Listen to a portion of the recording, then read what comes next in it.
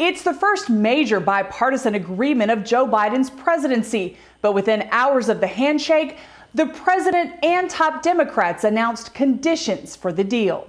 We have a deal. With most of his top legislative priorities stalled on Capitol Hill, President Biden stepped outside the White House with senators from both sides of the aisle to say he'd struck a deal on a scaled-back $1.2 trillion infrastructure plan. None of us got all that we wanted. I clearly didn't get all I wanted, but this reminds me of the days we used to get an awful lot done up in the United States Congress.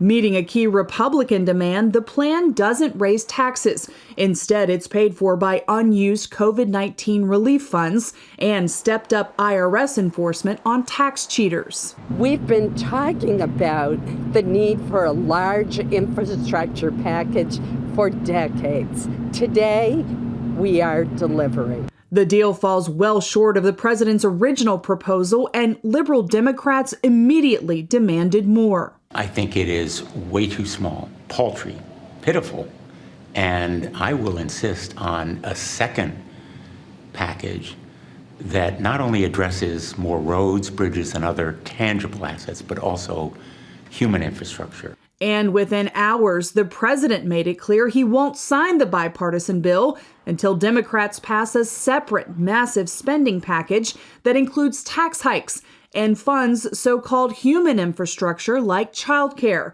a bill that can be passed with just 51 Democratic votes in the Senate through a process called reconciliation. It was a tale of two press conferences. Endorsed the agreement in one breath and threatened to veto it in the next. Less than 2 hours. It almost makes your head spin. Speaker Pelosi offered an insurance policy to appease her base. There ain't going to be no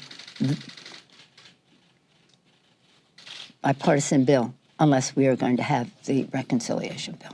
But for now, the current bipartisan bill meets Republican demands, sticking to traditional infrastructure, spending $109 billion on roads and highways, $65 billion on broadband, and replaces every lead water pipe in America. This bipartisan agreement represents the largest investment in public transit in American history.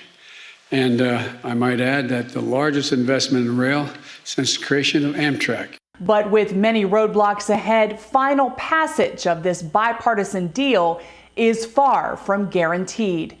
Jennifer Wishon, CBN News.